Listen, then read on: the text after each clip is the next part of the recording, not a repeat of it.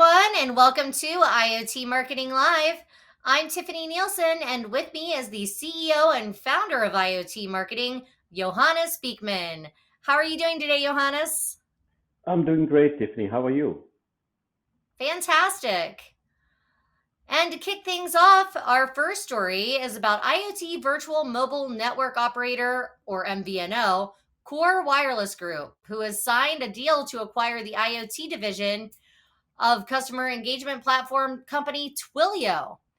The Atlanta based firm said the move confirms it puts Core on the road to be the world's first IoT hyperscaler.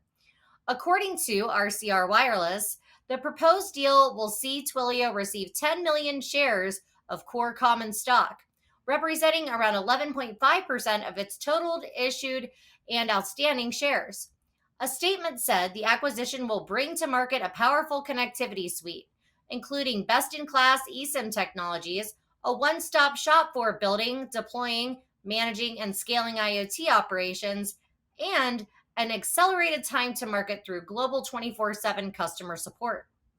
Taylor Wolf, head of IoT at Twilio, said we are just scratching the surface of the opportunities IoT can unlock for customers.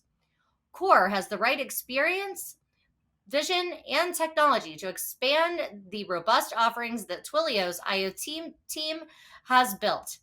Core is the right home for Twilio's IoT business, and we look forward to this acquisition increasing scalability and creating even more powerful business outcomes for customers going forward. What are your thoughts on this acquisition, Johannes? Well, Tiffany, we are reporting M&A activity in IoT space on a monthly basis, and the acquisition of Twilio's IoT division by Core Wireless Group is indeed a significant move for, I would say, the entire IoT industry. Core is already a prominent player. You come across them everywhere in the IoT market, and yes, this will just further strengthen the function. It's and they are now on the way to become the first IoT hyperscaler, which is ambitious, but with the acquisition that it just did of Twilio's IoT division, it has taken a significant step towards achieving that. Overall, I would say the deal is a win-win-win situation for both companies and their customers. Thanks, Johannes. And our next story is about another shocking acquisition. I wanted to highlight as Ericsson has agreed to sell its IoT business, including its IoT accelerator connectivity management platform and connected vehicle cloud platform, to California based IoT provider Eris. Ericsson acknowledged its IoT adventure has failed, only tapping a limited part of the value chain. The fee for the deal was not disclosed, but a press statement suggested effectively Ericsson was keen to extricate it from its complex small margin discipline of IoT selling. It follows the footsteps of other multinational tech firms to quit IoT, most notably IBM and Google. Rumors abound that other hyperscalers and vendors will soon join the camp. Ericsson said the move accelerates consolidation in the rather fragmented cellular IoT market. The sale will eliminate losses of $24 million a quarter and instead see a one-time hit of 96.2 million to its profits.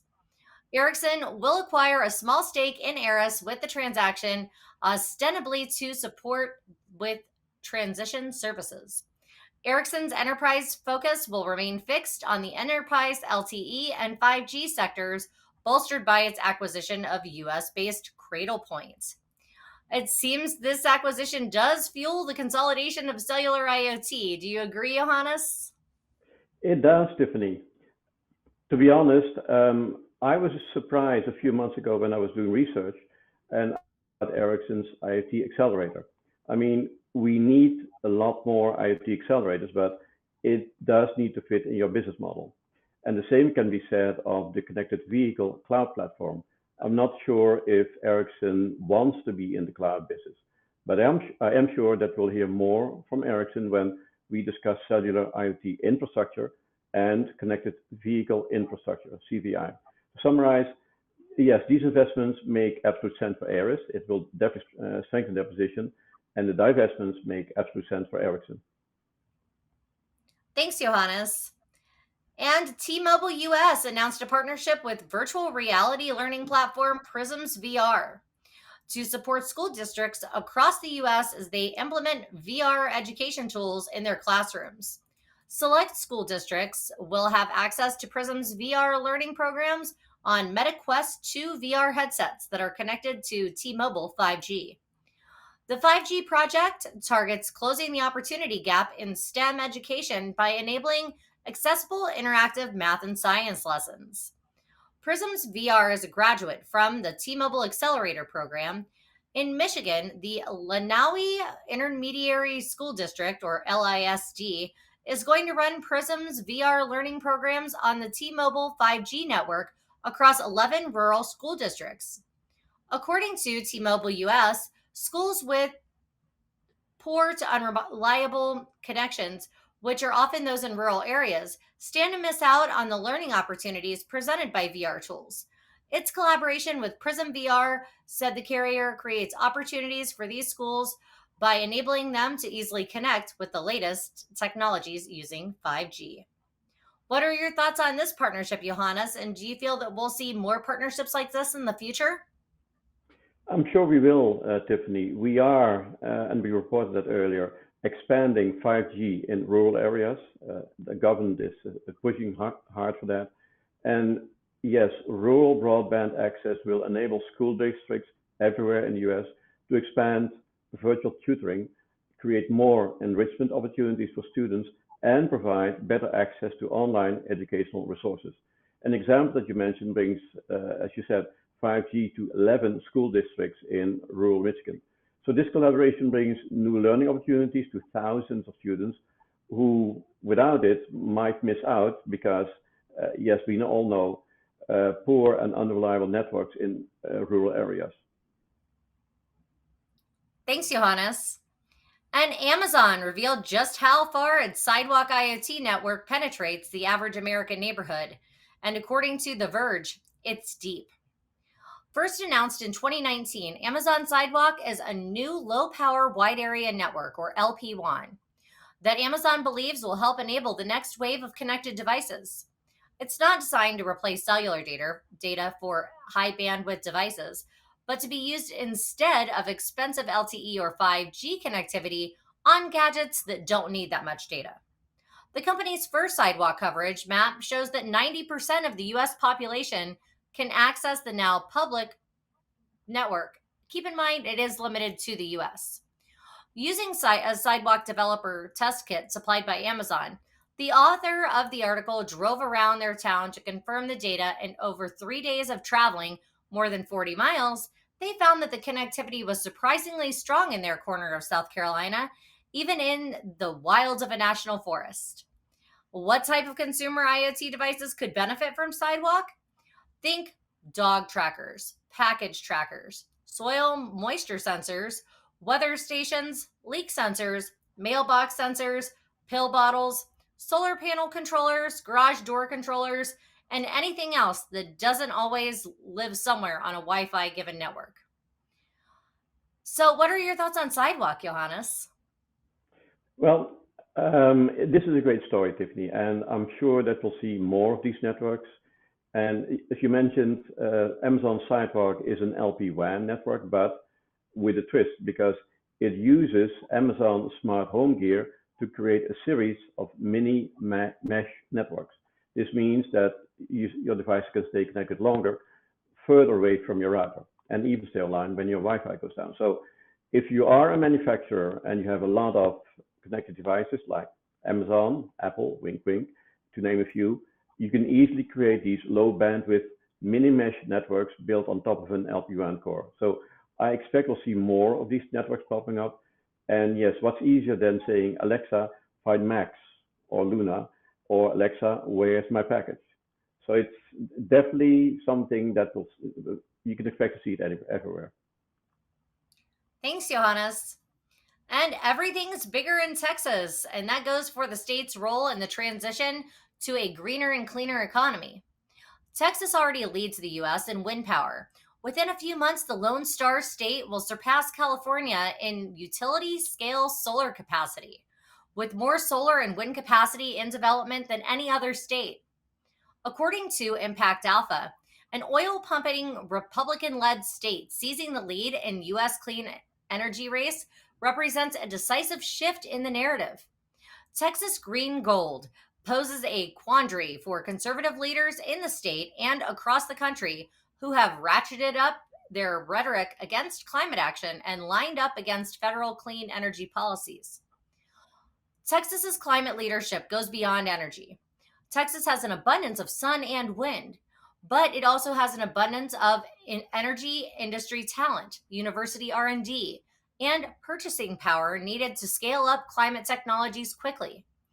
Climate tech startups such as Solugen, who specializes in zero carbon chemicals, along with Quidnet Energy for pump storage, Icon for climate resilient housing, and Fervo for geothermal, have chosen to call Texas home, along with Tesla, one of the world's largest climate tech companies, which moved its corporate headquarters to the state in 2020. The Giga Texas outside Austin is the second biggest factory in the US by size and the second largest building by volume in the world. Over the last 12 years, renewables in Texas have saved customers nearly $28 billion in 2022 alone. And when wind and solar reduced wholesale energy costs in Texas by nearly $1 billion within a month, according to Austin Energy Research Group IdeaSmiths. The firm estimates savings in healthcare and other environmentally related costs due to drop in emission at between 10.2 billion and 76.4 billion dollars. Texas passed a law in 2021 prohibiting state and local governments from contracting with firms like BlackRock, Credit Suisse, and UBS that adhere to the so-called environmental, social, and governance or ESG principles and policies. And last year, Texas Republican comptroller Glenn Hagar barred 10 firms and almost 350 ESG funds from doing business in Texas, stating that they boycott energy companies. And earlier this month, Texas legislators introduced a bill prohibiting companies operating in the state from implementing ESG shareholder proposals. Since you are from Texas, this story is literally in your backyard, Johannes. So, what are your thoughts? Well, yes, the Texas economy has always been dominated by energy for almost a full century by oil, and it is leading the way in renewable energy development. You should see the amount of windmills, wind power mills that are in placed in Texas. So Texas leads the US in wind power and is about to surpass California in utility scale solar capacity, so wind and solar.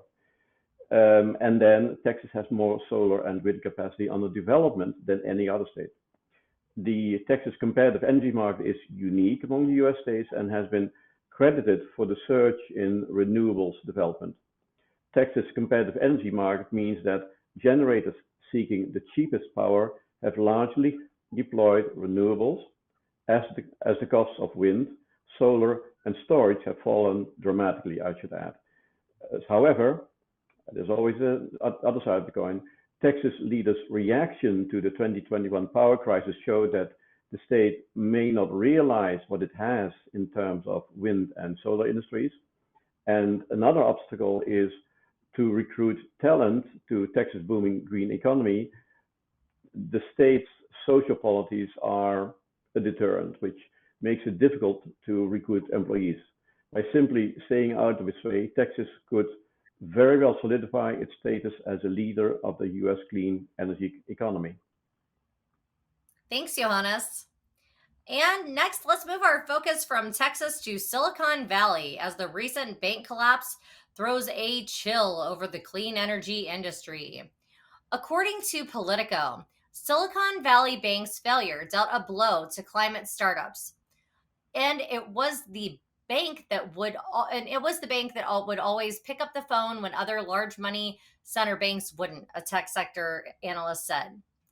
The collapse of Silicon Valley Bank, the largest US bank failure since 2008 global financial crisis, has damaged the lending ecosystem that supports startups working to avert the worst impacts of global warming. While the Biden administration took steps to prevent the immediate failure of thousands of climate technology and clean energy companies, that relied on Silicon Valley Bank, it hasn't been able to find a buyer willing to take on SVB's domestic lending portfolio, leaving some major companies scrambling to secure new lines of credit. Among the challenges renewable energy and climate tech startups face are persistently high inflation and rising interest costs. Climate tech companies are now waiting to see if the financial industry responds to the collapse of SVB by further tightening lending standards for startups. Personally, I was surprised to hear that SVB played such an impactful role for renewable energy and climate tech startups. Are you surprised by this, Johannes? And what are your thoughts about the collapse of SVB? I not really surprised because well, it's the Silicon Valley Bank, so it jumps on the latest trend in that's happening in Silicon Valley, and we know that climate tech, green tech, solar development was high on the list.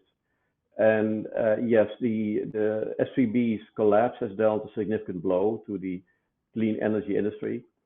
The collapse that happened on March the 10th damaged the lending ecosystem that supports startups working to actually avert the worst impacts of global warming, Tiffany. Silicon Valley Bank provided financing for over 1,500 clients working on climate tech and sustainability, according to its website. As of December 2021, SVB had committed 3.2 billion to just such projects. The collapse of the bank threatens to derail what was a fast and growing part of the venture capital sector. More than 28 billion was invested in climate technology startups. The Biden administration had to and has taken steps to avoid the immediate failure of thousands of such companies. First Citizens, other bank, has agreed to buy about 72 billion of SVB's assets, and around 90 billion in securities and other assets will remain in receivership until the FDIC finds another buyer. So yes, it is a big blow. Still business as usual. We'll have to see how this pans out. It will mean a tightening of lending for well, the foreseeable future. Thanks, Johannes. And speaking of funding, the Biden administration released its 2024 budget request, and funds for climate mitigation were in the forefront. Proposed initiatives include $52 billion to promote industrial decarbonization. The new budget requests a 13.6% increase in Department of Energy's funding from the 2023 budget. There's also 1.371 billion to accelerate clean transportation, 1 billion requests to further explore fusion technology as a clean energy source, 905 million to create clean energy jobs and communities once dependent upon fossil fuels, 241 million to improve clean energy infrastructure and environmental permitting, and $75 million to enhance supply chains for clean technologies. Congress will likely adjust this budget, so the numbers proposed by the White House are far from settled, but they do provide a guide for the executive branch's priorities for climate tech sector moving forward. I'm surprised that modernizing the grid didn't make the list, but what are your thoughts on the new budget, Johannes?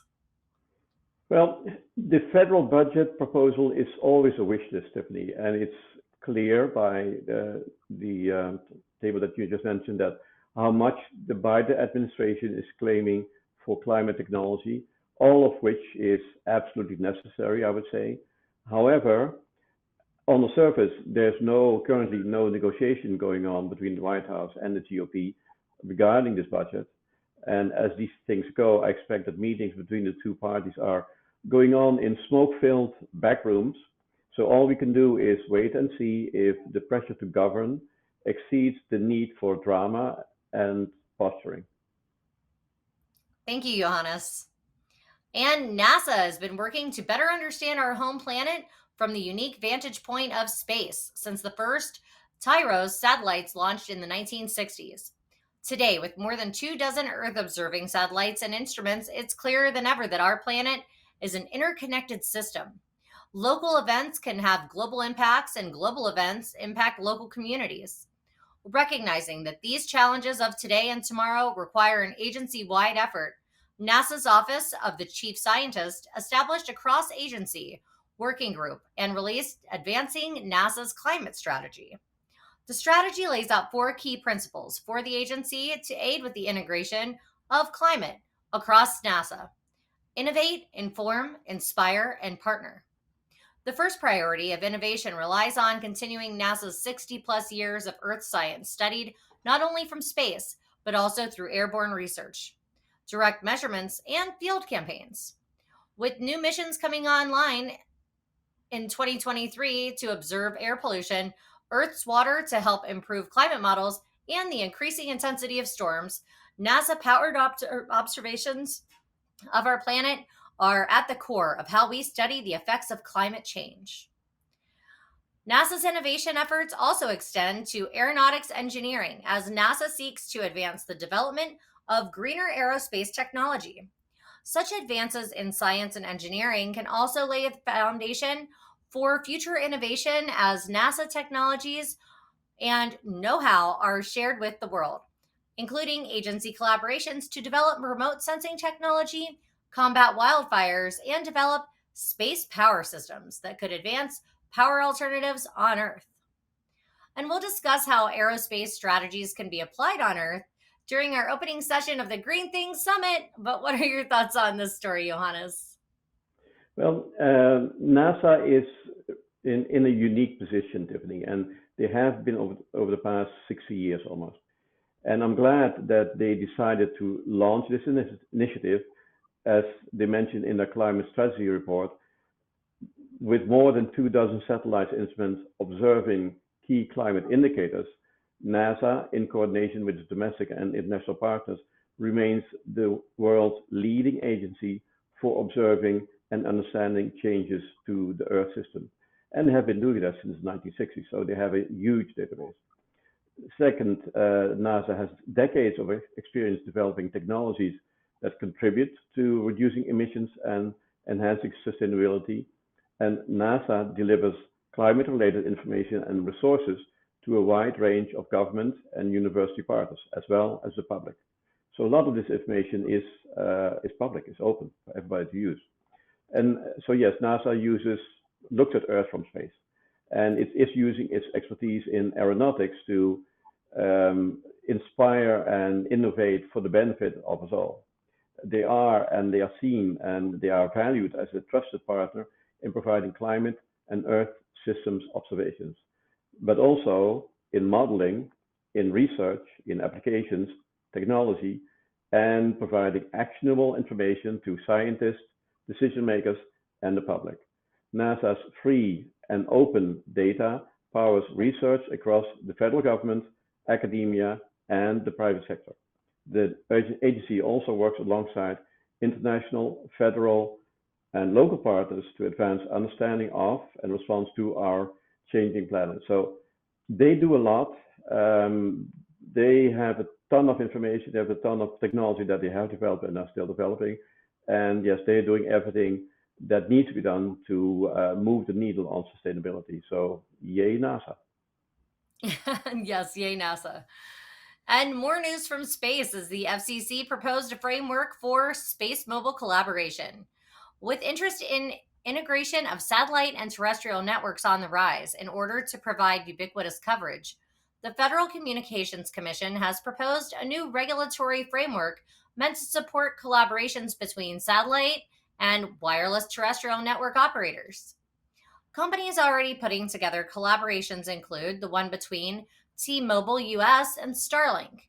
The FCC said it wants to establish clear and transparent processes to support supplemental coverage from space.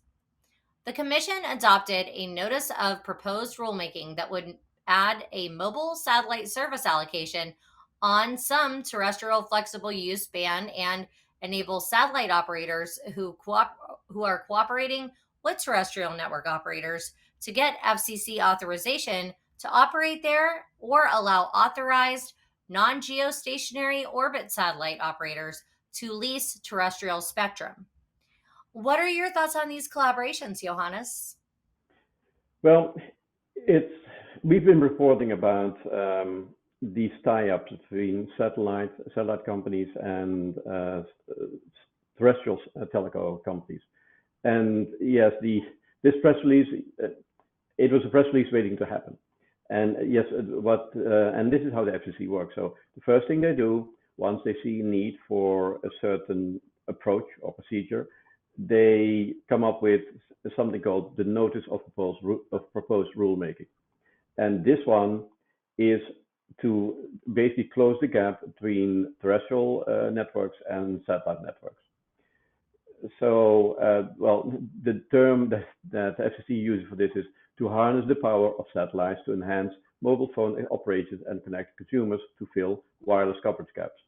The FCC is responding to the numerous collaborations. The FCC is responding to the numerous collaborations that we've also covered in newscasts past between satellite operators and wireless companies. This is a logical next step, and once that framework is in place, it will help FCC, telcos, satellite operators, and the IoT industry in general to easier roll out an alliance to close the gap. Furthermore, and we've seen that in the examples, there are so many use cases that you can think of in agriculture, maritime space, environmental sectors, as well in emergency response scenarios that need this capability to close the gap between terrestrial and satellite networks. Thank you, Johannes. And our final story connects the final frontier as 4G internet is set to arrive on the moon later this year. According to CNBC, Nokia is preparing to launch a 4G mobile network on the moon later this year in hopes of enhancing lunar discoveries and eventually paving the path for human presence on the satellite planet. Announced at Mobile World Congress trade show in Barcelona, the Finnish telecommunications group plans to launch the network as on a SpaceX rocket over the coming months. The network will be powered by an antenna-equipped base station stored in a Nova C lunar lander designed by U.S. space firm Intuitive Machines, as well as an accompanying solar-powered rover. An LTE connection will be established between the lander and the rover. The infrastructure will land on the Shackleton crater, which lies along the southern limb of the moon. Nokia says the technology is designed to withstand the extreme conditions of space, and the network will be used within NASA's Artemis 1 mission, which aims to send the first human astronauts to walk on the moon's surface since 1972. One of the things that Nokia is hoping to achieve with its lunar network is finding ice on the moon. Much of the moon's surface is now dry, but recent unmanned missions to the moon have yielded discoveries of ice remnants trapped in sheltered craters around the poles. Such water could be treated and used for drinking, broken up into hydrogen and oxygen for use as rocket fuel, or separated to provide breathable oxygen to astronauts. What a story. Lunar IoT. What are your thoughts on connectivity on the moon, Johannes? Well, what a story indeed. And when I heard about the press release that you found, because these things are bookends. So yes, there was a press release at the Mobile World Congress. So I went back and did some more research. And the other bookend was a press release that Nokia issued on October 19, 2020, announcing that Nokia was selected by NASA to build the first ever cellular network on the moon. And next phase, Nokia Bell Labs, pioneering innovations were used to build and deploy the first ultra-compact, low-power, space-hardened, end-to-end LTE solution on the lunar surface. The network will also, and that's absolutely what you need, will also self-configure upon deployment and establish the first LTE communication systems on the moon.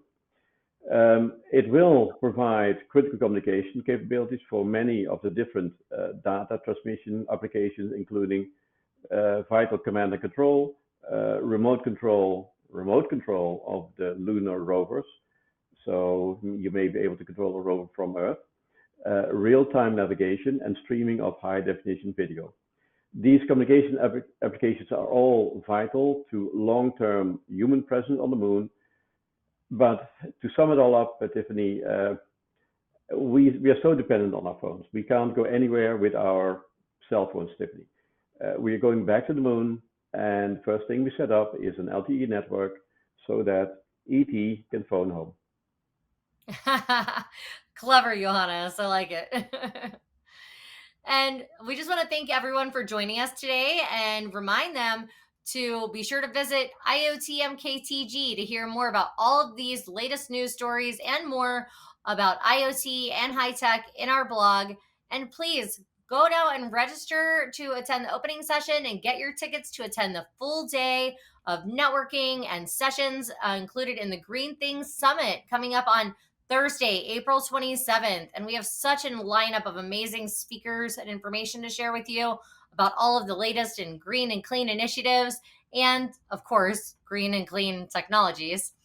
And we will have so many industry experts sharing impactful information on advancements for renewables, the energy sector, green smart city strategies, agriculture, sustainability, ESG, green technology strategies, smart mobility, and so much more. Anything you'd like to add about the Green Things Summit, Johannes? Well, absolutely, Tiffany. It's amazing, amazing summit, and yes, we have a very strong international speaker lineup. But I also like to add that we have the response is tremendous. There's a lot of energy going into sustainability space in green things space, and we're seeing that because we're having a lot of companies reaching out to us. So yes, we have an amazing lineup which includes Kasturi Gomatham from Shell, Yiching Cheng from SI Lab, and John Thomas from Stout Investment Bank, to name a few. And we're adding speakers every day. So, and also, I should mention, we also have amazing breakthrough technology that we are showcasing. So stay tuned to learn about new speakers. We'll make announcements as as they come in, and about new technologies that we are launching at the Green Thing Summit. And yes, sign up for the Green Thing Summit. It's going to be an amazing summit. There's a lot of technology. It's the latest technology. We're here to keep you guys up to date and informed about the latest trends in green tech. And the Green Thing Summit is our annual full day sustainability summit. Thanks, Johannes. And thank you so much for joining us today. And remember, IoT Marketing is available to meet all of your marketing, PR, and production needs. We specialize in high tech and IoT businesses that are looking to expand their footprint, raise awareness, and accelerate lead generation, and brand themselves as industry leaders. So contact us to learn more and be sure to tune in for our next broadcast in May of IoT Marketing Live. And get your tickets now to attend the Green Things Summit on April 27th. You can do all that at iotmktg.com. We'll talk to you soon and have a great day. Thank you for joining me, Johannes. Thank you for Tiffany. Bye bye. Bye bye.